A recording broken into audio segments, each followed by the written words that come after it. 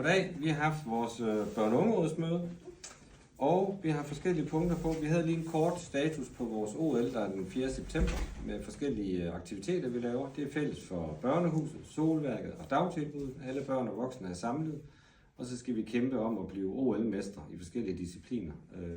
Og så er der præmier, medaljer og så videre til sidst. Så det glæder jeg mig til. Vi slutter af med franske hotdogs. Så har jeg haft et emne på i forhold til, hvordan vi kan være med til at skabe nogle hjemlige rammer på Bakkevej. Og det lyder egentlig som om, vi har forholdsvis gode hjemlige rammer. Der har været nogle idéer med at få nogle flere billeder på væggene med de børn og unge, som der bor på Bakkevej. Der var et ønske om kæledyr. At det som blev lyst og venligt, og man gjorde lidt ud af udendørsarealerne, også ude ved havemøblerne og sådan noget.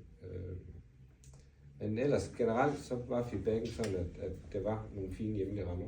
Så har vi haft et emne på med, hvordan man godt kunne tænke sig at holde sin fødselsdag på Bakkevej. Det her med, at man bliver vækket med morgensang, og der er morgenmad,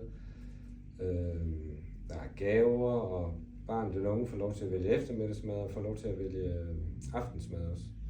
Og hvis man ikke er hjemme på sin fødselsdag på Bakkevej, det kan være, at man er med forældre, eller man er på lejrskole eller noget, så holder man det en anden dag på Bakkevej. Og så har vi truffet en ny beslutning i dag. Det er, at hver år man har fødselsdag, så er der 500-600 kroner til, at man som barn ung sammen med sin kontaktpædagog kan komme ud på en café og spise, og så fejre fødselsdagen. Ikke lige den dag, man har fødselsdag, men ret tæt på.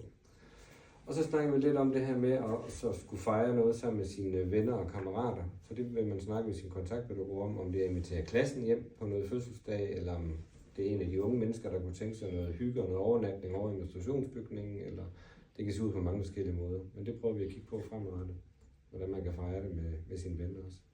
Så det var alt fra børne- og ungerådsmødet den her gang. Tak.